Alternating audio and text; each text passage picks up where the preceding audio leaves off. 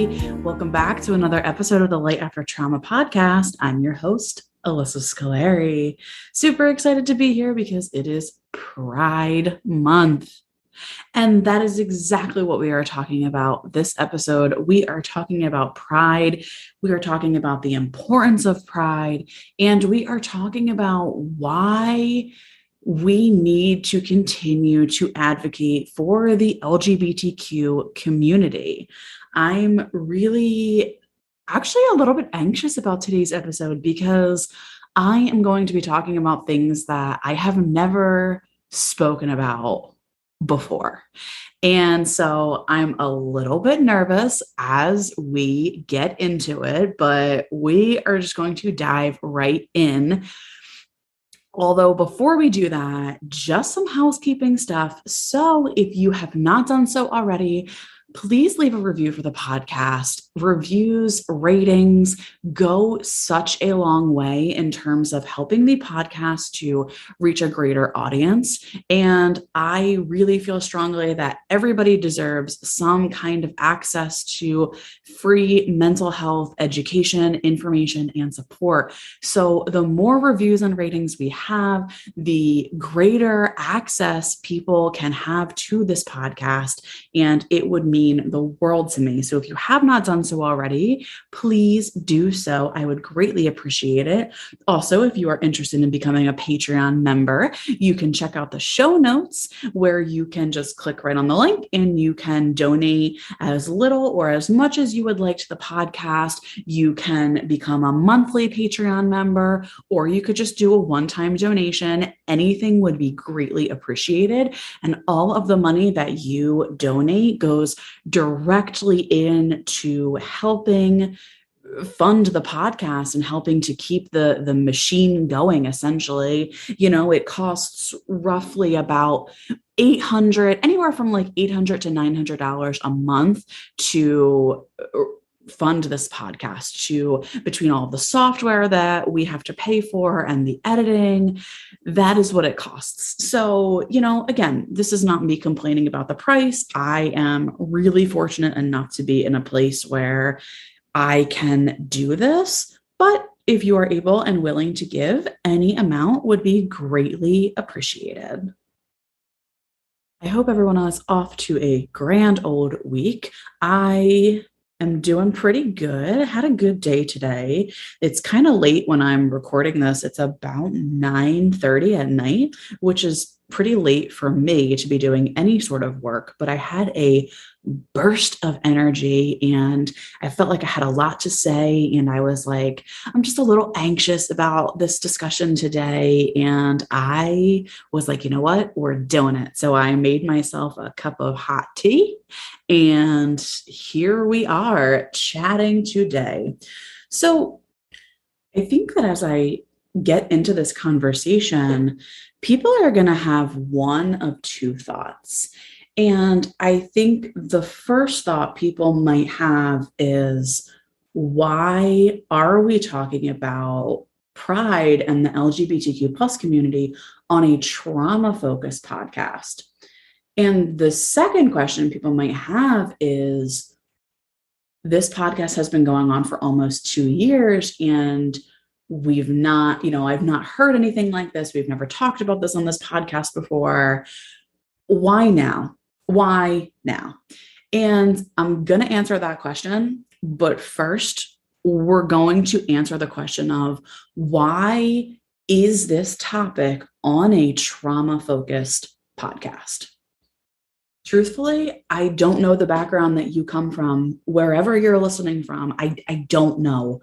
I do know this, though. Some people think, they have this thought of like, oh, okay, it's 2022 and all LGBTQ plus people are accepted and there's no need for any of this like pride or anything like that, right? And then other people, I think, live in environments and communities where it's in their face every single day just how far we still have to go in terms of getting equality for this community. Now, I want to address the people who might feel like we do have equality, because unfortunately, We just don't, right? Like things are becoming maybe a little bit better, although in some ways I absolutely question even that. It feels like we are going back decades. I know that we're a little bit better in terms of representation, but we're still not there, right? Growing up, how likely are we to see, when we watch movies, we see straight families. When we read books, it's about straight families. Everybody identifies as either male or female. The male and the female get together, they get married, they have children. They usually, have one boy, one girl. Anytime we so much as maybe pick out Christmas cards and we're looking at stock images online and we see the same kind of family members in stock images. We see a man, we see a woman that we presume are the husband and the wife, and then we see their very, straight children, non-gender queer, male, female, what have you. It is so rare for any of us, even today, to pick a movie out and have it be a movie where there are two dads, or a movie where there are two moms, or a movie where a child is transgender. It's so rare to go on the internet and search family photos and see families that look any different than a man and a woman and their children. We still have churches who are vehemently against the LGBTQ community. I actually today saw an image surface as a reaction to Pride Month. Somebody who doesn't believe that LGBTQ folks should have rights drew this photo, and it's a response to the Pride rainbow flag, right? The rainbow that is the symbol of Pride and the symbol of LGBTQ folks. Somebody actually drew a picture of a man and a woman, and in between the man and the woman, they're holding hands with their two kids. They're like little stick figures, and they're holding an umbrella, and they're shielding themselves and their children from basically like rainbow flag, like rain that looks like it's coming down, right? All that image is to say, we don't believe in this. We don't respect these people. And we are going to do everything in our power to shield ourselves and our children from the LGBTQ community. It is still so dangerous out there for folks who identify as LGBTQPIA plus. And, homophobia and transphobia and the like have dated back for centuries. And part of the reason, the main reason that we have Pride Month is because of what happened in the Stonewall uprising. So for those of you who don't know, so the date was June 28th, 1969 in New York City's West Village. The police raided a very popular gay bar that was called the Stonewall Inn. Now, this was super normal for the time, right? This was super normal. Police did raid gay bars and gay facilities, and they got arrested. And this time, the patrons of the Stonewall Inn fought back. And what this started was a series of riots that went on for days of people protesting. These riots from people that were saying, I deserve to have my rights. I deserve to be seen and heard. I deserve to have equality, and I matter. This was historic. And in fact, President Barack Obama in 2016 declared the Stonewall Inn a historic landmark, which is so cool because these Stonewall riots were historic and they paved the way for people in the LGBTQ community to achieve their equality. And then the year after the uprising was when the first Pride Parade began. And it was in June. So that is where the tradition of Pride comes from. So it is so much more than just people getting together and saying, oh, hey, we like the month of June. No, this is a yearly celebration. It's a yearly remembrance. It is an honor for the people who fought for LGBTQ community members to have their rights. So nearly 10 years after that was when the pride flag was first created. And it was created by a man named Gilbert Baker. And Gilbert was asked to create a symbol of pride by a man whose name is Harvey Milk. Now, Harvey Milk was the first openly gay elected politician in the United States.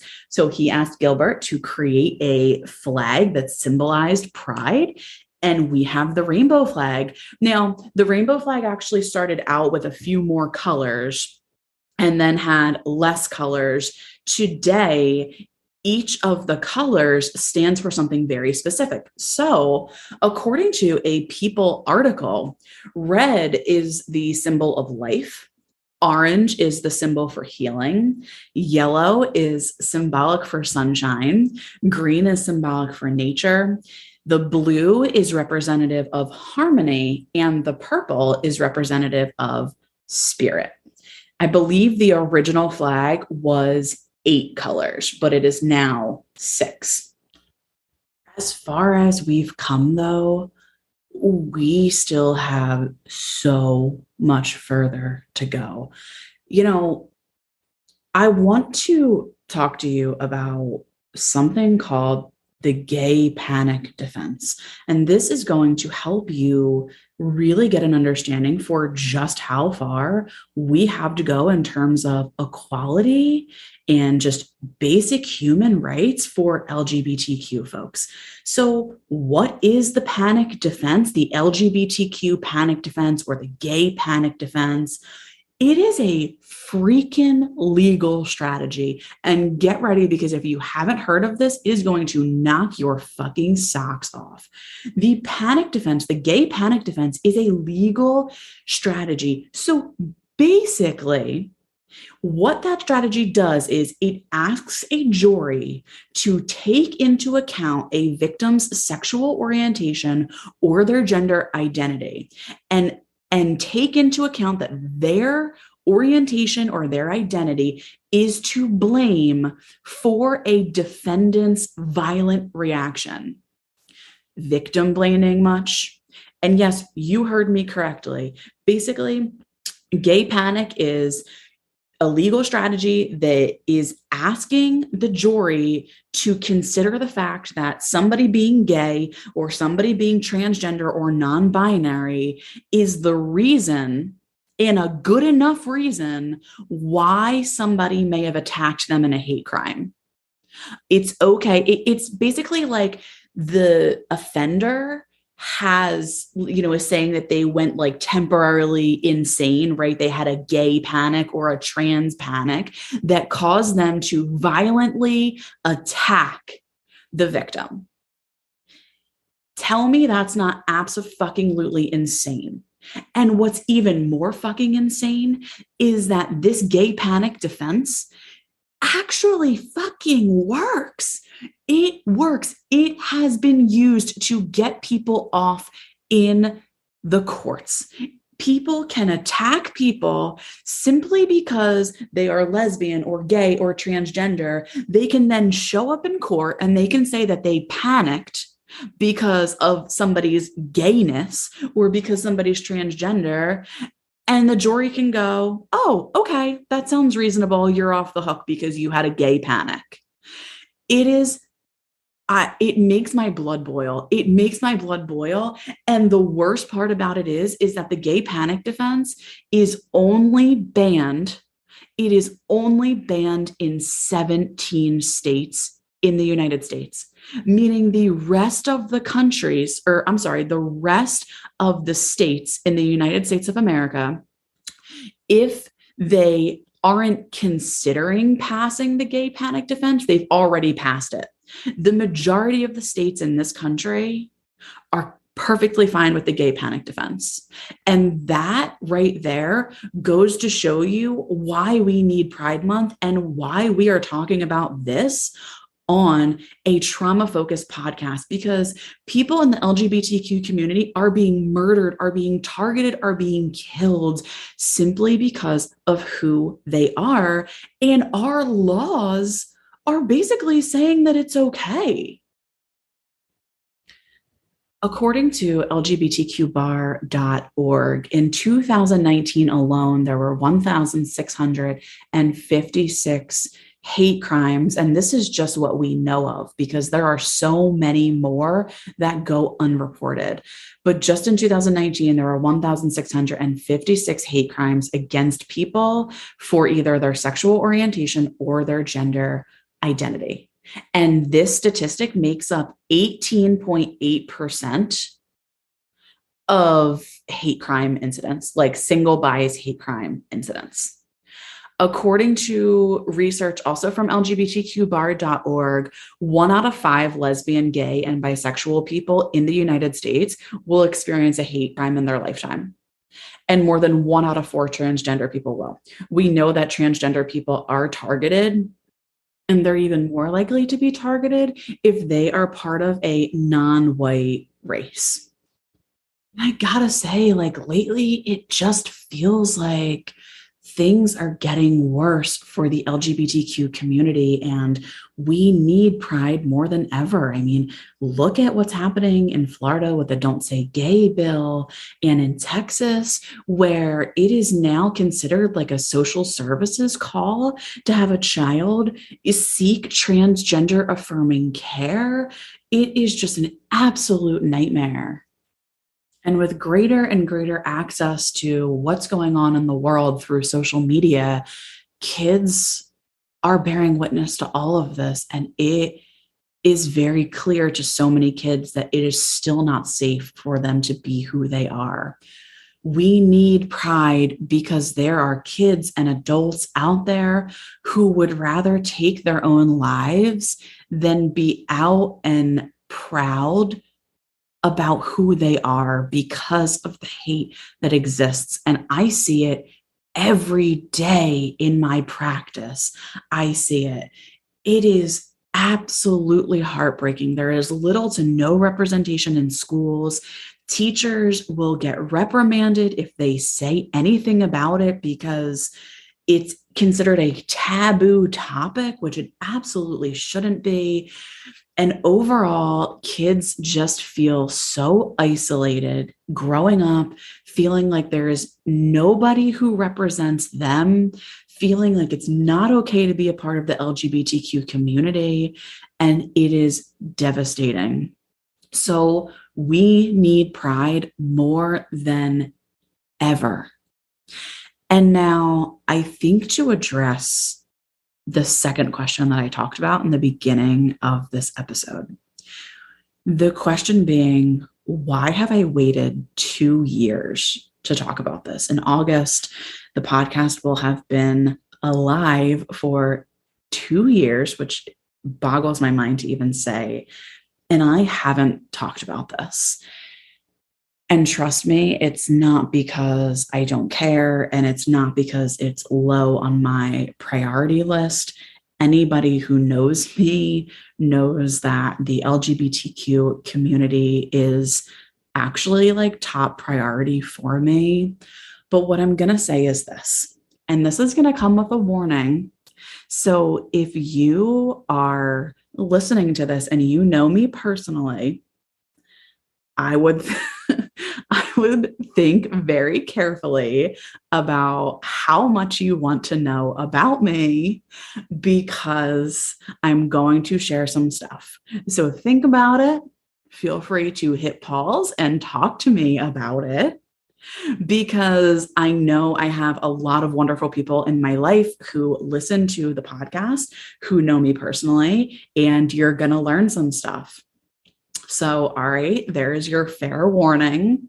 If you are continuing to listen to this and you know me personally, you better come talk to me about this.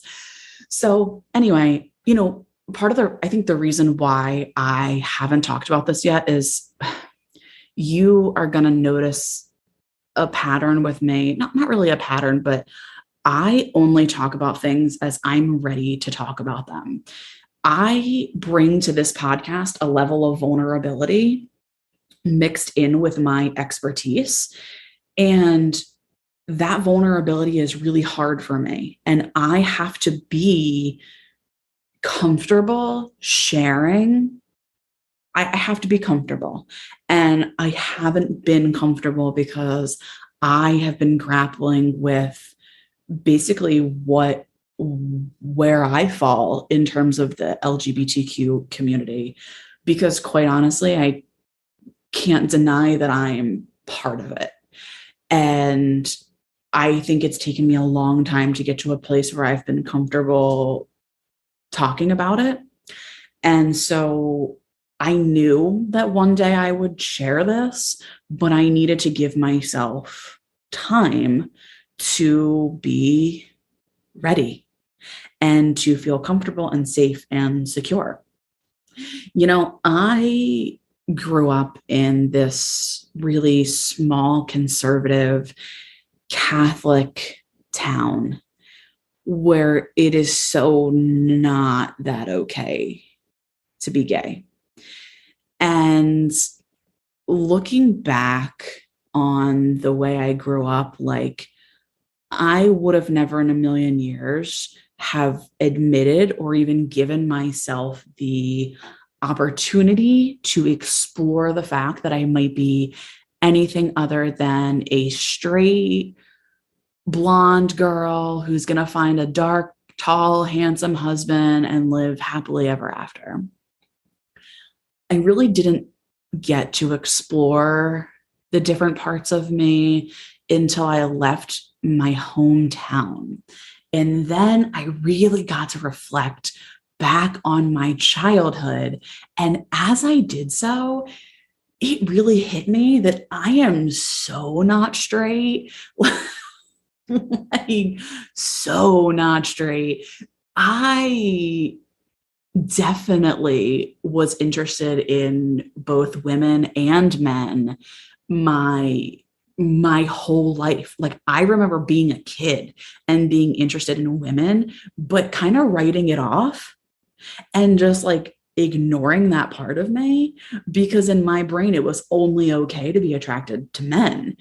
And so looking back on it, I'm like, oh man, I was not straight. I liked women and I liked men. I was like absolutely bisexual, and I remember being in high school and playing around a little bit with my gender. There was a time in high school, I think I was a sophomore, and I went to school dressing masculine and I changed my name and I asked, people were calling me Sam. And I think I was definitely experimenting, right? At the time, I remember it being like a joke with my friends, and my friends were all calling me that. And like, I was just, pretending to be a guy, like whatever that means. I was like acting more masculine. Listen, it didn't last long. It maybe lasted like a week before I was like, okay, this isn't me. But looking back on it, I'm like, that actually wasn't a joke. Like I was definitely experimenting with my gender. And I think that after that, I became pretty firm in my identity as a woman, right? With, pronouns that feel comfortable to me, which are she and her. But I was still super unclear about my sexual preference. And looking back, I did some really questionable things in my childhood and my teenage years and my young adult years that like, I look back on it now and I'm like, yeah, I don't know how nobody saw that one. Like, and maybe people did. I don't know. I really don't know. I don't think so. But I just like think it's so funny to look back on and like, man, there was no part of me that was a straight woman. I definitely swung both ways. And I'm okay with it. I'm okay talking about it. That's the other thing we have to talk about. Well, just that I'll touch on when it comes to like bisexuality. Yes, I married a man. So me coming on here and talking about my preferences and who I'm attracted to doesn't make me any less in love with my husband. My husband is the person I am 100% committed to, 110%. There's never a question of that. So I think that a lot of people have this idea in their heads that, oh, you're already married, but then you're coming out as bisexual. Well, what does that mean? Does that mean that you don't want to be with your partner? None of that. None of that is true. Just because you find somebody and you get married doesn't mean that your sexual preference changes. I was bisexual before I got married. I just didn't know it. And I'm still the same way. But the person that I choose to spend my life with is my husband. That just doesn't mean that my sexual preferences or that who I'm attracted to, has to change because I've gotten married, right? Just because you marry somebody doesn't mean you stop finding people attractive. No, that's not the case at all. So all that's to say, like, people who come out a little bit later in life as being bisexual, after they're married or whatever, it doesn't mean anything about their marriage. It doesn't mean anything at all. People who are bisexual, if they want to get married, well, chances are they're either going to marry, a man or a woman or a non-binary person. But just because they marry a non-binary person doesn't mean all of a sudden they're no longer attracted to women. Just because they marry a non-binary person doesn't mean that they're no longer attracted to men. So I hope that makes sense. It has absolutely nothing to do with my marriage. David is the best thing that ever happened to me.